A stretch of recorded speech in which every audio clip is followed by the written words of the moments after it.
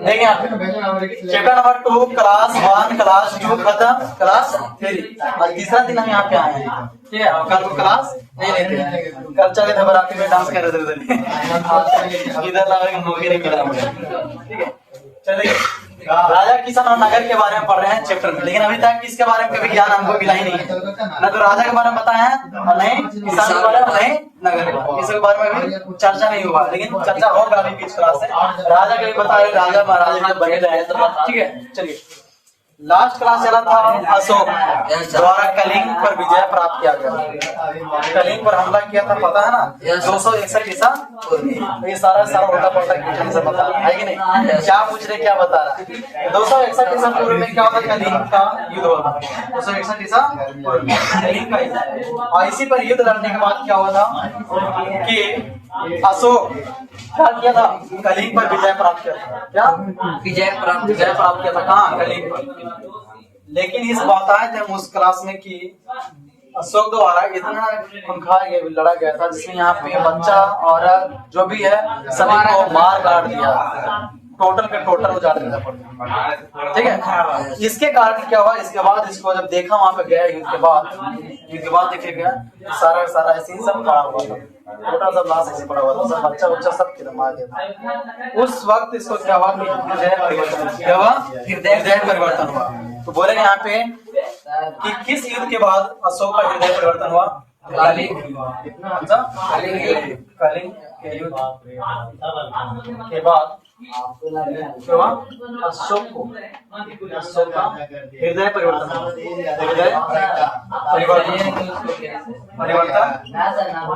हृदय परिवर्तन हुआ, हृदय इस प्रकार की अब मारपीट नहीं करना, कोई युद्ध नहीं करना, कोई राजा वाजा नहीं बनना है इसको। ठीक है, ये बोला गया था। मतलब आपने मतलब निर्णय लिया कि हम क्या करेंगे, ये मतलब हिंसा का छोड़कर अहिंसा का मार्ग अपनाया था।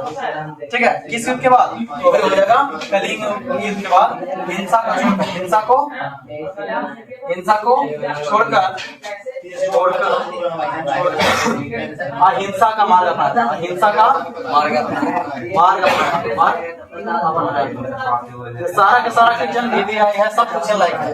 बोलेगा किस युद्ध के बाद अशोक ने हिंसा को छोड़कर अहिंसा का मार्ग अपनाया, तो कौन हो जाएगा, कलिंग। सब कलिंग इस पर चर्चा किया जा रहा है। ठीक है, इसी युद्ध में इसको हृदय परिवर्तन हुआ। हृदय परिवर्तन मतलब वो क्या हिंसा को छोड़, हिंसा मतलब क्या होता है, जहाँ पे मारपीट लड़ाई झगड़ा किया जाता है उसको क्या होता है, हिंसा। और जहाँ पे मारपीट नहीं किया जाता उसको क्या होता है, अहिंसा। तो ये हिंसा का मार्ग है। ठीक है, और इसने इसके बाद बौद्ध धर्म, कौन सा धर्म, बौद्ध धर्म अपनाया। कलिंग के युद्ध के बाद कौन सा धर्म, तो बौद्ध धर्म के अपनाया, बौद्ध धर्म अपनाया। कलिंग के युद्ध के बाद हृदय परिवर्तन हुआ, अहिंसा अपनाया, और साथ ही साथ क्या हुआ, बौद्ध धर्म भी अपना लिया। याद रखना, किस युद्ध के बाद अशोक ने बौद्ध धर्म को अपनाया था, तो कलिंग के युद्ध के बाद। अच्छा, जब ये ऐसा किया, जब इसका मतलब पूरा हृदय परिवर्तन हो गया, इसने धर्म प्रचार करना शुरू किया। क्या, धर्म का निर्माण,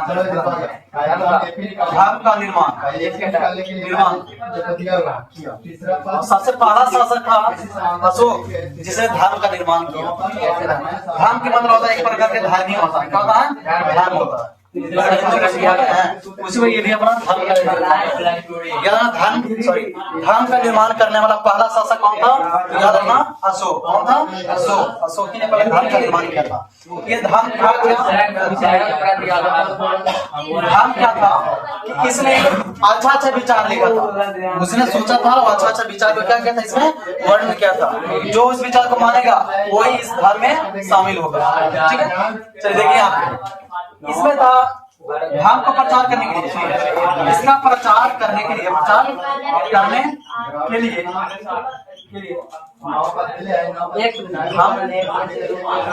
हम महात्म नाम के अधिकारी बनाया था, अधिकारी बनाया था, नियुक्त किया था या बनाया था, कोई भी बोल सकता है।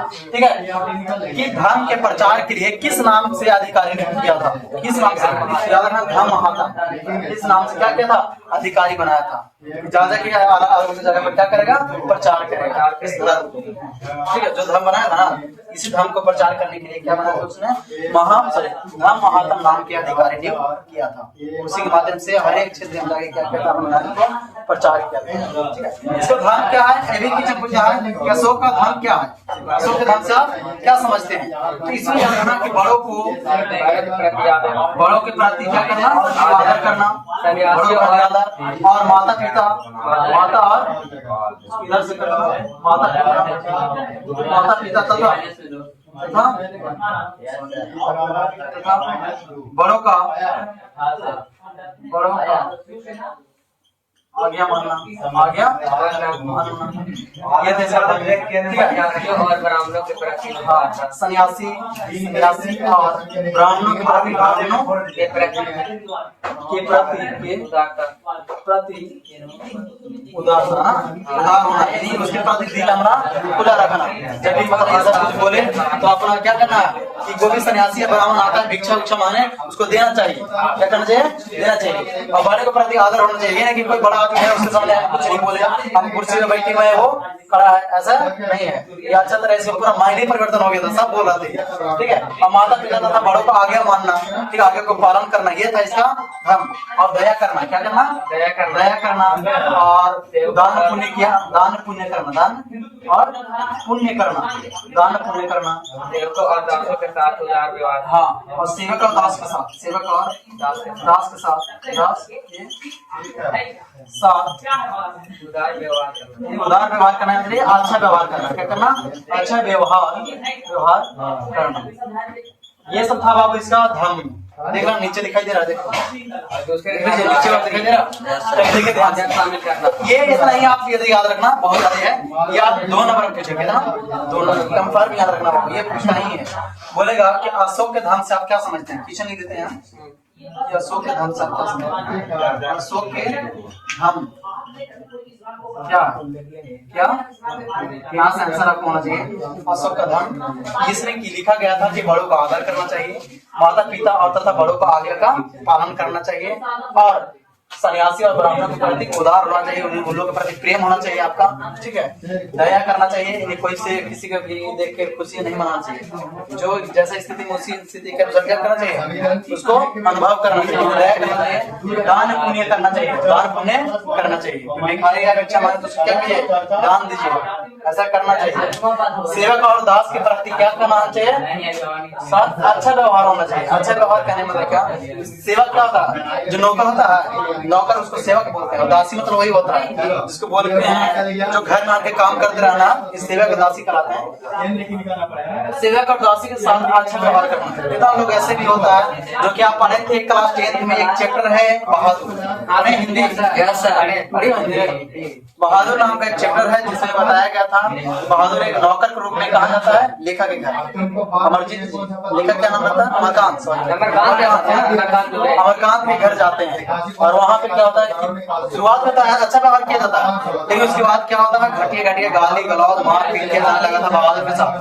इसी पर यहाँ पे बोला जा रहा है कि कोई भी सेवक है, दासी है, हमारे घर में नौकर की तरह काम करना है, तो उसके नहीं कि बाहर बैठाएंगे, बाहर सुताएंगे, खरियान में भेज देंगे, खाना बाहर खिलाएंगे, थाली नहीं देंगे, हमारा ये वाला ऐसा नहीं करना चाहिए, ऐसा नहीं करना चाहिए। हम लोग पढ़ रहे हैं ये किसका धर्म है, सर अशोक का धर्म है, ये अशोक का अपना विचार के अनुसार लिखा बोला ना, हृदय परिवर्तन पूरा हो गया। शुरुआत में तो राजा तरीके पूरा रहता था, लेकिन इस युद्ध के बाद क्या हुआ, पूरा उसका हृदय ही परिवर्तन हो गया, दिल में कुछ मतलब ऐसा परिवर्तन हुआ, ये सब बोलने लगा। देख रहे ना, ये है धर्म इसका।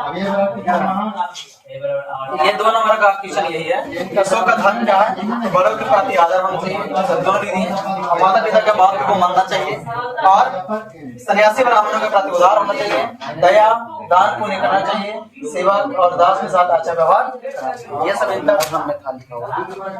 और इसका प्रचार के लिए कौन सा अधिकारी नियुक्त किया था? तो धम्म महात्म नाम के अधिकारी नियुक्त किया था। सब यही नाम था, ठीक है। जैसे हम लोग कहते हैं प्रशासन के रूप में क्या पुलिस होता है, ओके ना।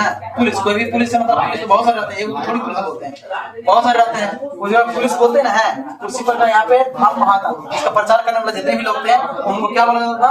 धम्म महात्म नाम से जाना जाता था। धर्म निर्माण करने वाला सबसे पहला राजा कौन था? अशोक। कौन था? अशोक। अशोक यहाँ पे लिखना ना, अशोक। अशोक ने धर्म का निर्माण किया और बहुत धर्म अपनाया था, ये पता है। अहिंसा का मार्ग अपनाया था। ये सब चीज क्लियर है। चलिए आगे चलते हैं, इतना पड़ेगा। मौर्य साम्राज्य का सबसे अशोक का धर्म देख लिए। मौर्य साम्राज्य का जो सबसे जो महान शासक हुए उनका नाम बताइएगा। मौर्य वंश के महान शासक अशोक है। अशोक कौन था? अशोक तो पहले बता चुके हैं। मौर्य समाज का देखिएगा वहाँ पे कुछ ऐसा है कि मौर्य समाज का प्रशासन व्यवस्था क्या? प्रशासन व्यवस्था। मौर्य समाज का प्रशासन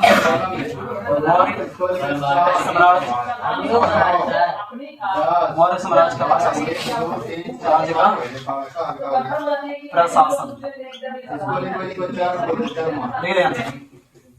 पॉइंट बनाइए।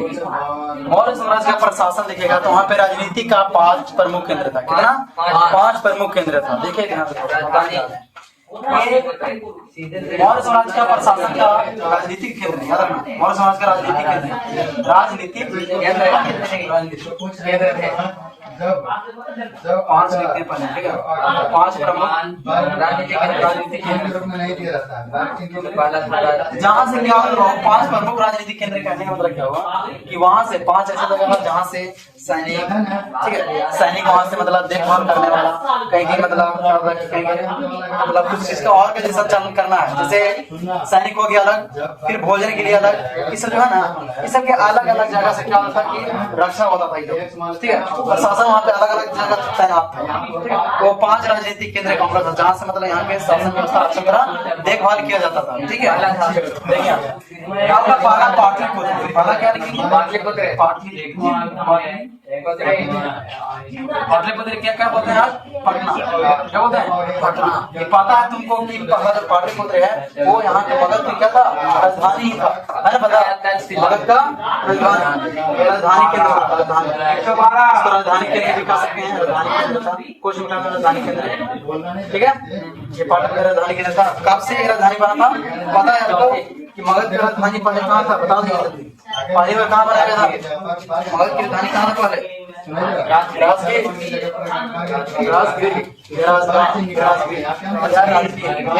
तीन नाम बताए थे, राजगिरी या राजगीर बोल सकते हैं। क्या होगा? 34 शताब्दी में कहाँ बनाया गया? पाटलिपुत्र बनाया गया। यही है आपका, ये प्रमुख केंद्र रहा। फिर देखिएगा तक्षशिला, क्या है? दूसरा देखिएगा पाकिस्तान में। कहाँ है? पाकिस्तान में। कहाँ है? पाकिस्तान में। ये भी कहता है प्रमुख केंद्र था राजनीतिक। फिर देखिएगा उज्जैनी, क्या? उज्जैनी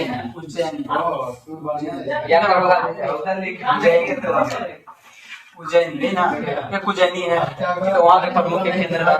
उसके बाद चौथा स्वर्णगिरी। क्या? स्वर्णगिरी। अरे आगे पीछे होता है, कोई दिक्कत आपको याद नहीं है? आगे पीछे भी लिख सकता है, कोई दिक्कत? स्वर्णगिरी है जहाँ, जिसका मतलब होता है स्वर्णगिरी का मतलब क्या होता है? सोने का पहाड़। क्या होता है? सोने का पहाड़। स्वर्णगिरी का मतलब सोने का। ये कई बार पूछेगा कि स्वर्णगिरी का क्या होता है? तो सोने का पहाड़ होता है। और ये कहाँ है सर? ये कर्नाटक में, ठीक है, कर्नाटक में स्थित है। 5वां देखिएगा कोसली में क्या? प्रांतीय केंद्र क्या था? प्रांतीय केंद्र था, याद रखना। प्रांतीय केंद्र कौन था? कोसली। राजधानी केंद्र कौन था? पाटलिपुत्र।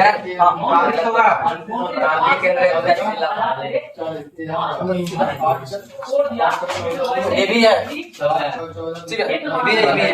पाकिस्तान में है, ठीक है, याद रखना। कोसली, स्वर्णगिरी, उज्जैनी, तक्षशिला और पाटलिपुत्र। ये आपका 5 हो गया प्रमुख राजनीति केंद्र। आपको 2 नंबर में क्वेश्चन करता है कि मौर्य साम्राज्य का प्रशासन व्यवस्था को लिखो, ठीक है। या फिर ऐसे कर सकता है कि मौर्य साम्राज्य का राजनीति केंद्र कितने थे, लिखेगा 5। पहला पाटलिपुत्र, तक्षशिला, उज्जैनी, स्वर्णगिरी। मौर्य साम्राज्य बिना तो बहुत फैला हुआ था बाबू, ठीक है। ये पाकिस्तान, बलूचिस्तान का बलूचिस्तान कहाँ पड़ता है बाबू? पाकिस्तान बलूचिस्तान से लेकर बलूचिस्तान यानी पाकिस्तान से लेकर ये अफगानिस्तान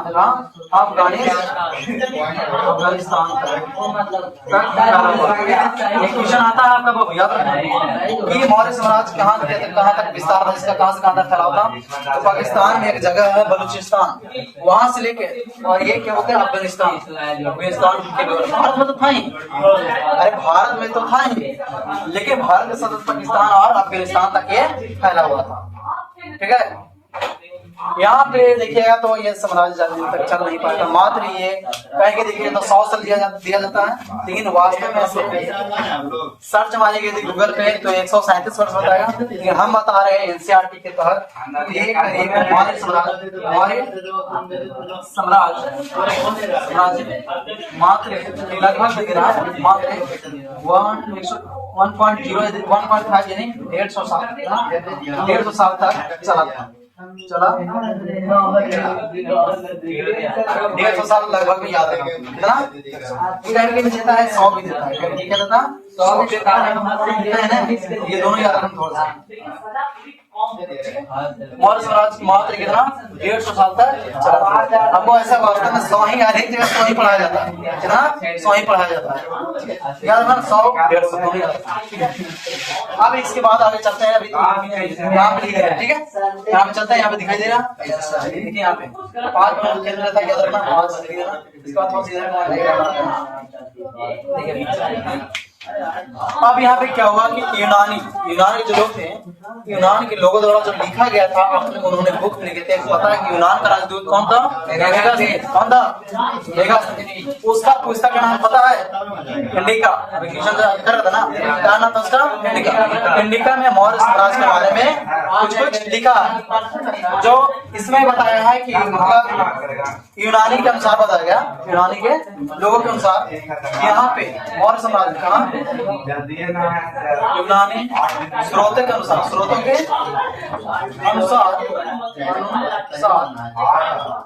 मौर्य साम्राज्य में कहा बात किया जा रहा, मौर्य साम्राज्य में याद रखना, मौर्य साम्राज्य में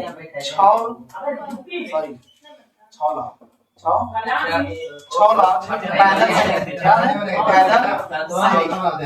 सैनिक, याद रखना, उधर मत जाओ, इधर का देखना, ठीक है ना, ध्यान दीजिएगा आप लोग थोड़ा सा, ये हम नहीं लिख पाए तो यार ये पॉइंट के इधर से ही क्रॉस करना इधर अलग है, ठीक है।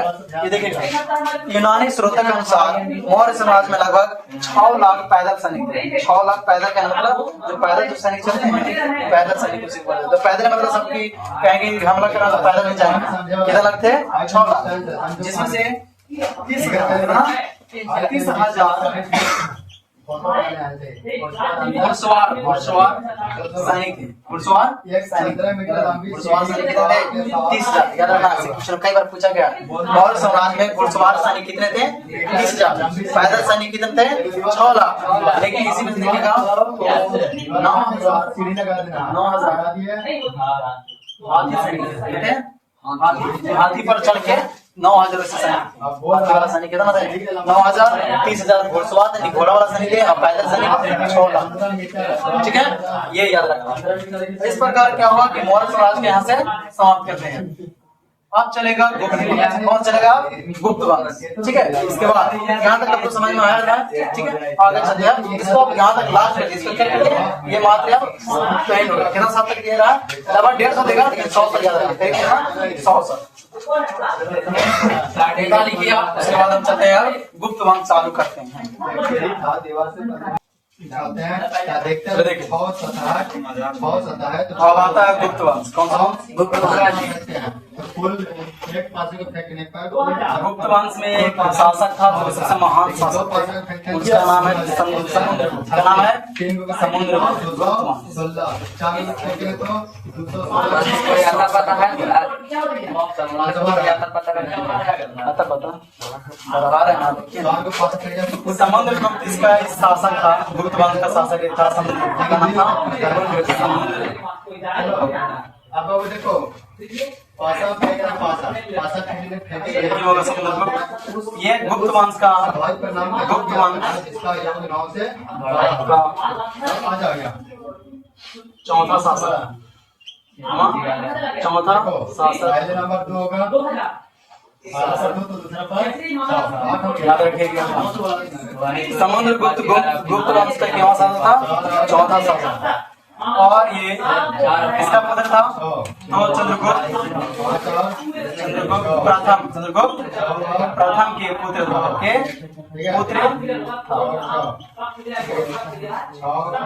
याद रखना। समुद्रगुप्त प्रथम समुद्रगुप्त था वो गुप्त वंश का चौथा शासक था, और ये चंद्रगुप्त प्रथम के क्या था? पुत्र था। चंद्रगुप्त प्रथम के और पुत्र के साथ ये उत्तराधिकारी था। क्या? उत्तराधिकारी।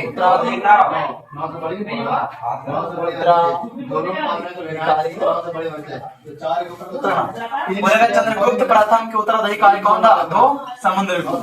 ठीक है, क्या हुआ यहाँ पे थोड़ा सा कहानी सुनेगा। इसका समुद्रगुप्त चंद्रगुप्त प्रथम के अनेक पुत्र थे, इससे भी मतलब भाई थे, इससे भी और भाई थे, लेकिन इससे भी बड़े भाई थे, लेकिन और कोई राजा नहीं बन पाया। लेकिन इसका और भाई नहीं बल्कि यही बने, क्योंकि इसका बाबूजी तो जानता था कि इसका राजा का गुण केवल इसी में मिलता था, समुद्रगुप्त में। और काफी बार क्या हुआ, इस चंद्रगुप्त के मरने के बाद क्या हुआ कि भाइयों में आपस में लड़ाई भी हुआ राजा बनने की। ठीक है, लेकिन राजा बनने वाला कौन था? मैं समुद्रगुप्त। यही शासक बनता है गुप्त वंश का, यही शासक बनता है, क्योंकि गद्दी पर बैठा था 300 गद्दी पर कब बैठा था?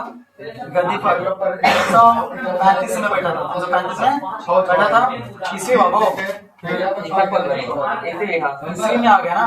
335 में बैठा था और 80 तक रहा था, 380 तक रहा। समुद्रगुप्त का शासन कब से करता? 335 में गद्दी पर बैठा और 380 तक शासन किया। ठीक है, इतना याद रखना तुम लोग। और गद्दी पर बैठ गया। अब गलती होगा यार। समुद्रगुप्त के समय देखो यार साम्राज्य का राजधानी, साम्राज्य का 6 2 नहीं होता 5 राजधानी कहाँ था?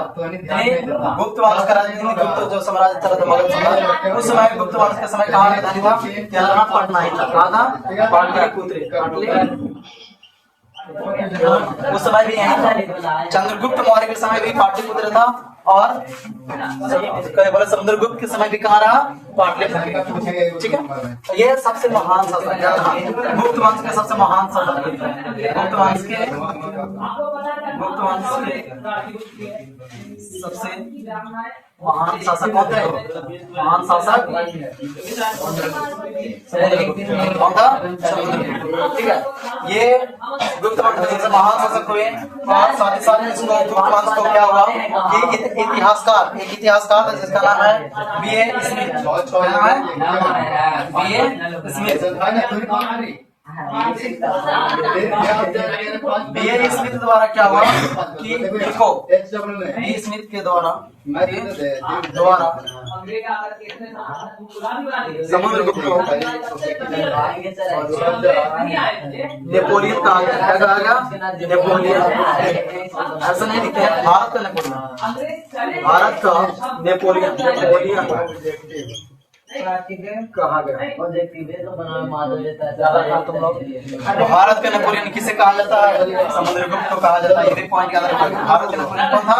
भारतीय नेपोलियन किसे कहा जाता है? नेपोलियन कौन था पता है? नेपोलियन कौन था? हाँ नेपोलियन नहीं आता यार, क्लास 10 में पढ़े हैं एकीकरण, पता है ना? तो वहाँ पे एकीकरण को संभाल रखा था 10th में वक्त बताया। यही नेपोलियन ऐसा शब्द था जिस जगह पर वो शासन कर लिया, जिस जगह पर उसका कब्जा हो गया, उसके बाद दूसरा का वहाँ पे कब्जा नहीं हो पाता था। और इसलिए भारत में एक शासक था भाई, और समुद्रगुप्त जिस जगह पर ये कब्जा कर लेता था लड़ाई करके एक बार, उस जगह पर दूसरा कोई कब्जा नहीं कर सकता था। उसका तुलना था ये जैसे करता था शासक, उसी पर ये भी शासन वैसे ही करता था। इस चलते बीए इसमें द्वारा क्या बोला गया? भारतीय नेपोलियन कहा गया। किसको? समुद्रगुप्त को। और समझ में? तो भारतीय नेपोलियन किसे कहा जाता है बाबू? समुद्रगुप्त। आंसर क्या लिखना? समुद्रगुप्त। ये कई बार क्वेश्चन किया गया है बाबू, इसको जितना बार याद कीजिए उतना ज्यादा ठीक है। सुनिए, तो भारत में नेपोलियन समुद्रगुप्त को कहा जाता है। समुद्रगुप्त देखो शासक ही इतना महान था बाबू कि वही ना बताया कि गुप्त वंश का सबसे महान शासक, और जिस जगह पर ये कब्जा कर लेता था उस जगह पर दूसरा कोई शासन आना बहुत मुश्किल हो जाता था। और उस प्रकार इसका भी सिद्धांत वही था, नेपोलियन का भी सिद्धांत वही था कि जिस जगह पर ये कब्जा किया उस जगह पर कोई दोबारा शासन नहीं किया, वही शासन व्यवस्था इस चलते तुलना दोनों में किया जा रहा है। ठीक है, ये नेपोलियन के जैसा कौन था? समुद्रगुप्त। इसी चलते भारत के नेपोलियन समुद्रगुप्त को कहा जाता। और याद रखना कि भारत के नेपोलियन समुद्रगुप्त को कहा जाता है, लेकिन समुद्रगुप्त को नेपोलियन किसके द्वारा कहा गया था? बीए स्मिथ द्वारा कहा गया। ठीक है, और जो कुछ इनका नाम समुद्र, क्या नाम है?